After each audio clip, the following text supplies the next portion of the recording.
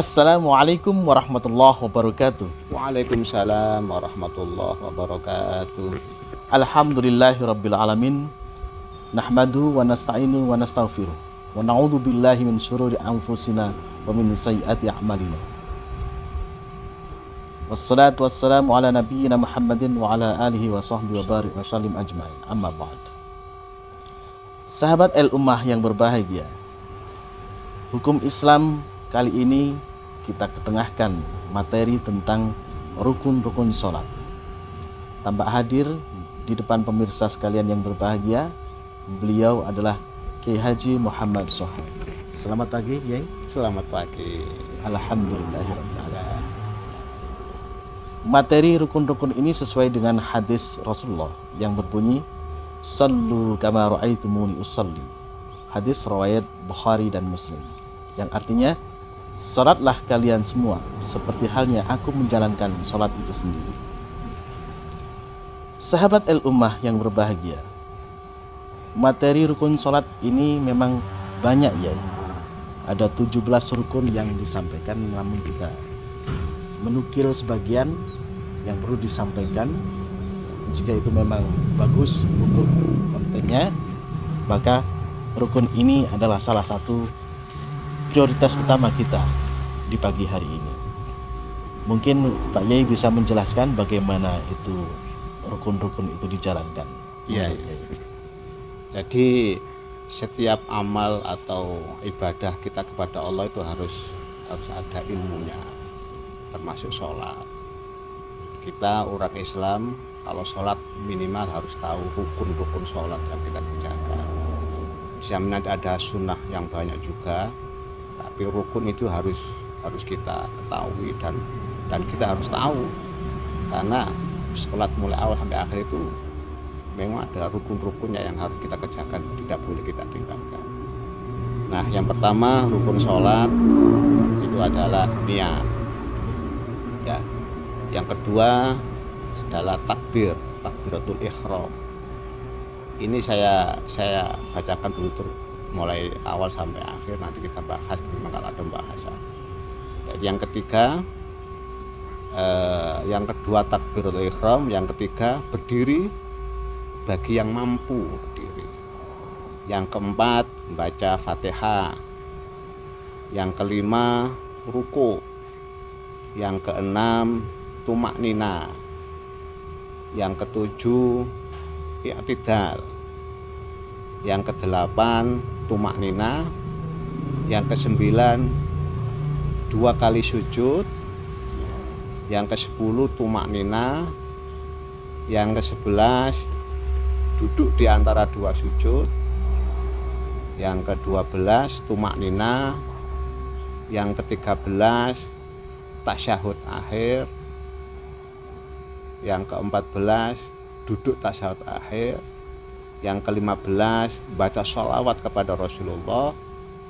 Yang ke-16 salam yang pertama, dan yang terakhir tertib. Alhamdulillah. Itu rukun luar biasa, ya. sholat. Ini perlu diajarkan kepada anak didik kita ini, ya. Karena zaman sekarang ini zaman teknologi, yang dikhawatirkan agama ini dinomor 2-kan, ya. Benar sekali. Jadi Nggih. anak-anak memang harus hafal rukun ini, dan memang harus hafal. Sekaligus Jangan prakteknya juga, juga, ya. kita juga yang tua itu juga harus hafal mestinya. Iya, seakan-akan kita berdosa, ya. Dan itu memang tugas kita sebagai pengampu keagamaan. Apalagi panjenengan sebagai rohaniawan, agamawan juga, ini harus disampaikan di generasi kita saat ini. Ya. Ini ada pertanyaan, ya, dari beberapa pemirsa. Ini ada dari Mas Aris di Banyuwangi. Pertanyaan pertama, ini tentang niat, ya. Ya. Niat itu apakah diperbolehkan jika niat itu ditaruh setelah takbir? Umumnya kan begitu. Ya. Ada anak-anak zaman sekarang kalau sudah masuk tempat ibadah atau musola masjid, langsung aja gaspol sholat takbir dulu, lupa tentang niat. Bagaimana pendapat Yai dan pandangan hukum yang lain? Kalau niat ini memang ada banyak pendapat, ya.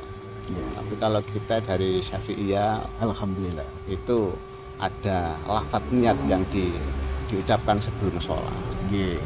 Jadi seperti sholat maghrib, usolli fardhol maghribi salasa rakaatin mustaqbilal kiblati adaan makmuman atau imaman lillahi ta'ala. Alhamdulillah. Itu dilafatkan ya sebelum sholat. Sebelum. Jadi itu bukan niat, bukan niat, masih lafadz saja. Lafadz Masih ini lafadz. untuk menghantarkan hati kita supaya lebih fokus nanti pada saat niat kita lafadzkan di hati. Masya Allah. Jadi niat Luar biasa. itu kita kerjakan nanti pada saat bersamaan dengan takbiratul ihram. Jadi pada saat kita baca takbiratul ihram, Allahu Akbar, hati kita itu niat. Iya. Dan ini dalam hati dan tidak dilafadzkan. Kalau dilafadzkan tidak bisa, takbiratul ihram tidak bisa. Yang jelas lafadznya di awal takbir untuk menghantarkan hati kita supaya fokus kita mau sholat. Nah pada saat takbir, nah hati kita, lisan kita takbir Allahu Akbar, hati kita itu niat sholat apa yang dimaksud, itu dalam hati. Nah nanti kalau ini ada masalah juga, bagaimana kalau niatnya kan panjang itu, nah, kalau takbir nggak panjang kan nggak muat. Ada yang mengatakan ada dua atau tiga itu yang harus ada di dalam takbir, sisanya bisa dilanjutkan setelah takbir. Masya Allah. Jadi itu urusan niat. Memang ini sholat itu harus dilatih, memang mulai kecil itu fungsinya seperti itu, untuk melatih hati supaya kita bisa fokus, sholat kita bisa khusyuk ya. Makanya mulai kecil sudah dilatih. Nah kita itu Syafi'iyah, khususnya di Indonesia yang banyak Syafi'iyah, dia hanya melatihnya dengan lafaz dulu di awal. Kemudian pada saat takbir kita baca niatnya dalam hati pada saat takbir. Itu niat. Berkaitan dengan apa yang Yai sebutkan tadi, kok ada takbir, pertanyaan yang senada juga datang dari sahabat kita, sahabat El Ummah dari Sidoarjo, Mas Riki. Dia menanyakan tentang takbir ketika takbir itu ada keraguan-raguan. Takbir antara takbir dan tidak. Jadi ada contoh begini ya, membaca takbir itu berulang-ulang kali, Allahu Akbar, sehingga akbarnya nggak ketemu, di finishnya itu nggak ketemu ya. Menurut pandangan panjenengan bagaimana? Monggo panjenengan aturaken. Ini yang nggak boleh sebenarnya. Makanya kita itu harus fokus dulu, kita tidak boleh ragu-ragu.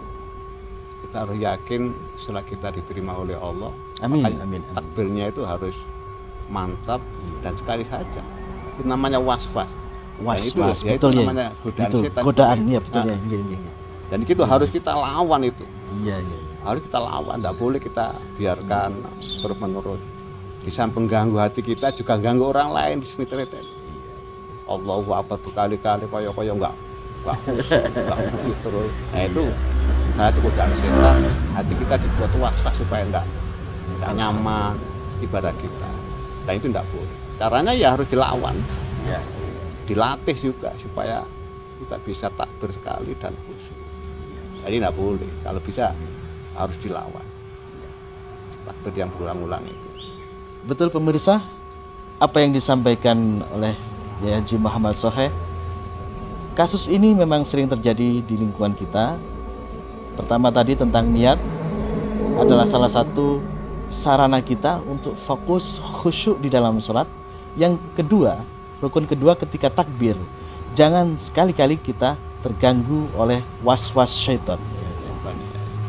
Was-was syaitan ini adalah upaya setan untuk mengganggu sholat setiap orang Islam.